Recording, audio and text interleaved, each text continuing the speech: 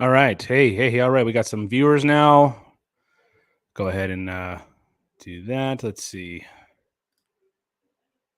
Copy link to tweet. So hold on, guys. We're going to get started here in just a few moments. I appreciate you guys who are already logged in. we'll make this look a lot better in the future as we're trying to get all the bugs out here. But I appreciate you guys coming on and viewing, and we'll try to get you guys in the let's get the quote tweet. All right, there it is. So oop.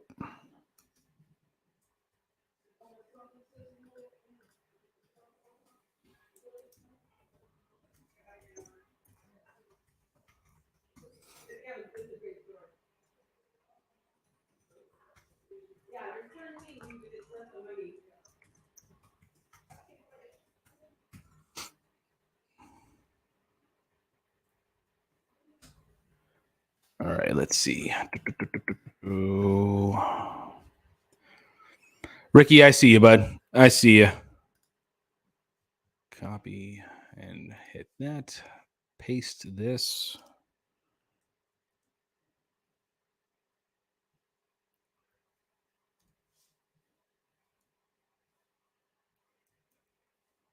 There we are. Tweet that. All right, let's go ahead and take a look at some of the comments so far. Ricky, you're the only one so far, my man. Suffer, that is all I do with this team. The goals we scored and how our subs were used got shined by the 2 goals they scored. Maybe.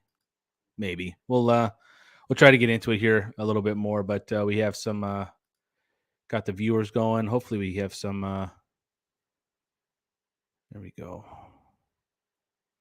I know everybody's got Thanksgiving if you're on the East Coast of the states here, so excuse me.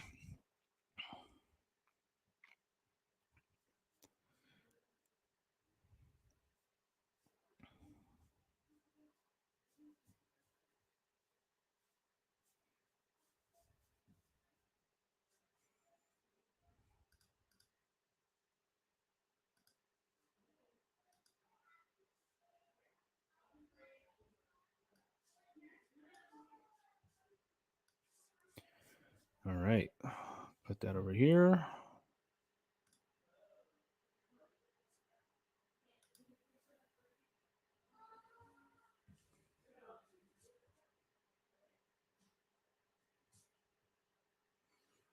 All right. All right, ladies and gents, we're going to get going here in 3, 2, 1. And we welcome you to this very live reaction pod here of the Seleção podcast following Portugal's 3-2 victory against Ghana in their first match in a group play. 3-2 victory that puts Portugal up on at the top of Group H with 3 points. Uruguay and South Korea. There's going to be a lot of that, guys. Sorry. South Korea and Uruguay have tied or drew earlier today. So they drew 0-0, so they have 1 point, and then obviously Ghana with the loss are on 0 points. But yeah, it's boy, this team loves to do this to us. They just love to do this to us. Not surprised at all. I thought I thought that we were going to maybe hold the game at 3-1 following the substitution of Rafael Leão, moving Bruno to the middle of the field, and kind of I thought the goals, especially that third goal, put in by Rafael Leão, kind of sealed the deal, but it was obviously not to be, as there was shaky ground to be said. For sure, the last 15 minutes or so. So, so we will we'll get to everybody's reaction. Again, you can follow me, or you can get in the chat here. Obviously, we got some great chat stuff going on already. I did send out a link on Twitter for the StreamYard platform that I'm currently on. If you guys want to get in and talk to me personally, we can get you on the video or just do it audibly, and we can get you guys going. So make sure you guys are doing it however you guys want to do it. But yeah, that was something to be said for sure. We'll go to the first comment here as Ricky Almeida says, "Suffer. That's all I do with this team, buddy. I feel you. I do feel you. Because this team is always making it harder than it needs to be. It always needs to make it harder. Let's give credit though to Ghana. I will say this: they did not do anything in the first half, except play 10 in the back. But you have to figure out a way, if you're Portugal, to break that down, and they didn't for the most part until the penalty. Well, check that. Let's go over that first goal, or the goal that was disallowed. As soft as that call was, I thought the penalty was just as soft. So I think it kind of it evens things out there. Not to say that it's the right decision to make, but by all means, I mean that penalty, or that foul that was called against Ronaldo, that disallowed the goal, was as soft gets. So if you want to kind of make things equal, you can go ahead and go ahead and do that, and make sure that that goal, and not, again, I don't think it was a makeup call by any stretch of the imagination, but was there enough there? Yes. I think I'll say this, if it wasn't called a penalty, I don't know if there was enough there to call it a penalty, if that makes sense. So I think it's one of those borderline things where once it was called, I don't think there was enough to change it either way, however it was going to be called. So there's there's that. Let's see. Let's go to some other comments here. And again, you guys, if you guys are watching, I'll put the link to let me put the link to StreamYard in the chat. Let me see here. Give me a sec here. One man show, folks, so bear with me.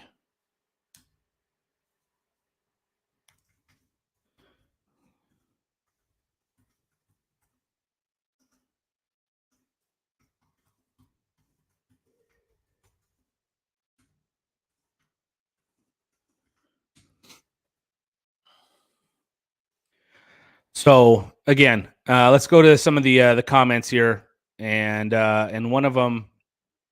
Let's see what Samuel S here. This game got my heartbeat to insane levels, better than a workout. Well, it's for us in the States who are celebrating Thanksgiving, and for everybody here who in the chat and viewing, if you guys are in the States, happy Thanksgiving to all of you guys. That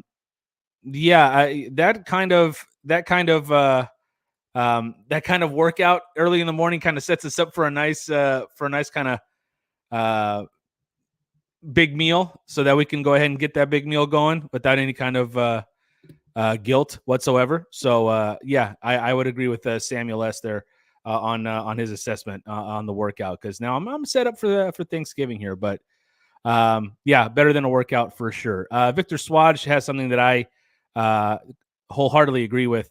João Cancelo today was not very good. He was not good. It surprised me, and I put this out on Twitter. For being teammates, Bernardo and João Cancelo looked as out of sync and uncohesive or incohesive, however it's said, as it gets. I was very surprised by that lack of link up on the right side of the offensive side of things for Portugal. Very surprised by how bad they played together. And we'll we can get into more of that as we go here. But I was very surprised by that. And you know what? This is the podcast where the sliding of William Carvalho will stop. That dude comes in and does a workman's job, a professional job, is not the reason why Portugal struggles. Yet he is somehow become a scapegoat because he played in 2016. That's the only thing I can think of. He came in, settled things in the middle, and especially right when Rafael Leão came in, you are able to bring Bruno Fernandes into the middle. Neves came out later, but I thought his insertion for Otavio, who was not good today, and not that is an equal move by any stretch of the imagination, but it allows for more stability in the middle, which was needed. And the sliding of William Carvalho ends on this show. You guys want to go ahead and complain about him? Go ahead and complain about him. I won't have it on this show. That dude, all he does is put in a workman's job every time. And I've been critical of him before, but I'm not going to be anymore. He just hasn't given me a reason to. Just hasn't. Let's go with Austin James here. And I wish I knew where you guys were from, Austin, but Austin James says Danilo, very poor performance, should definitely not be our starting center back with Ruben. I put out another tweet yesterday. Was Pep going to be in the starting lineup? I felt that he shouldn't be on the roster just because he's not fit enough. And yet he's on the roster, didn't start, didn't come on. That is a sign of things to come, I think, for the Seleção.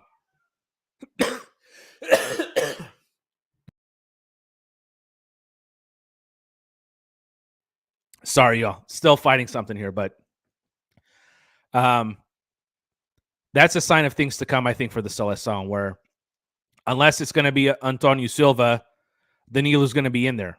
Or unless this is just, maybe Pep plays against Uruguay. It's another 3 days of rest. Maybe, but he wasn't fit enough for today. Maybe it's a bad matchup. Maybe you kind of play to your strengths a little bit. Maybe just keep him out because he's not ready. I don't know.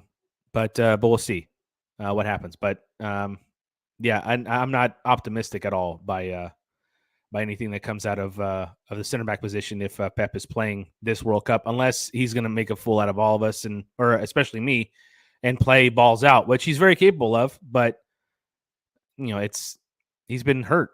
He's been injured. He hasn't played. He's 39. Stuff like that catches up to you when you get older. So I don't know. Yeah, thank you, Austin, for your comment there.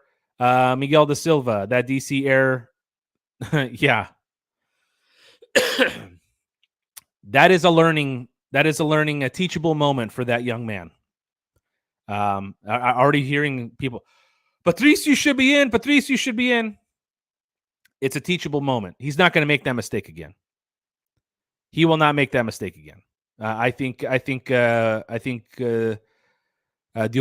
Costa still gives us the best opportunity in goal for this World Cup. Let's see.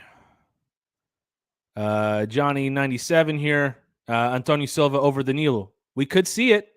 I have my doubts, Johnny, but we could see it. It wouldn't surprise me at all. Again, if you guys want to jump on in the video and talk to me, click the link. It's in the comments. But yeah, it would not surprise me. Actually, you know what? It might. I don't know. That might surprise me more. But we'll see. We'll see. Yeah. Calls for Neves and Danilo out, Leão and Silva in. I don't know if it was the insertion of Rafael Leão or just the moving of Bruno into the middle after the sub, or a combination of the two.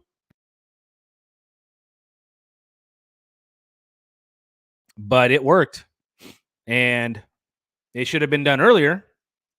But it definitely worked for sure. The way that Portugal attacked the game changed at the drop of a hat with the insertion of Rafael Leão and the moving of Bruno Fernandes into the middle. Much like Bernard Silva, I think that Bruno Fernandes operates best when when they are in the middle of the field, not on the wings. You can only have one of them play in the middle dominantly, and you just got to go with hot hands in the World Cup. There's to hell with loyalty at this point. That's just me. You can't afford to be loyal in the World Cup. You have to win You have to win. You have to win the games that are in front of you. So 2 assists from Bruno, 1 to Felix, 1 to Leon. And I thought that it was the change that was needed, much like all of you. It was a change that was needed at the right time for this team to get going offensively on the offensive side of things. Samuel S. with another comment here. The team seemed to have lost composure after Ronaldo was subbed off. You know what? I fault a lot of things. I fault Fernand Santos, not for taking him out, but for this not being a norm. It seems like when Ronaldo went off, everybody thought the game was over, that you didn't have to play anymore. And if you had been subbing him out regularly at the 75th, 80th, 85th minute, where the game, for all intents and purposes, and not to discredit Ghana here because they did score another goal, but for all intents and purposes, when you have a 2-goal lead with about 10 minutes left to go, you should be able to hold that. And we were introduced with a lot of extra time too, or added time in this World Cup, but you still have to play football, and the letdown was palpable because it seemed like the job was done. And until that whistle is blown, the job is not done. And these players have never had that opportunity to see Ronaldo subbed out when the game is still going on. And that falls squarely on the shoulders of 2 groups: the coaching staff led by Fernand Santos and the players on the field. This is not the first time the players have played a game. They should know more than anything in this stage, the World Cup, you don't stop playing until that whistle is blown to end the game. So it's a valuable lesson. A lot of valuable lessons here in this first game. Don't let up if you're the players on the field. And Diogo Costa, as I tell my kids anytime we are crossing a street or doing anything, hey, look both ways.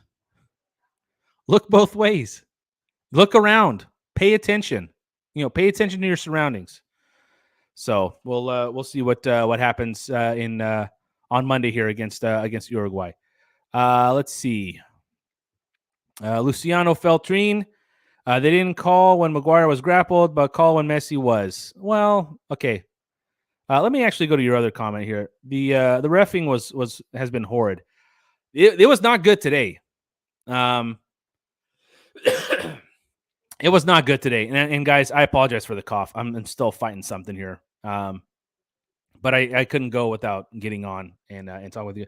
And the mustache is still around. Side note, we reached our goal. So appreciate everybody who donated. I'll make that more of an announcement on the preview episode of the Uruguay game coming up in the next couple of days. But thanks for helping me reach the goal. Really, really appreciate it. The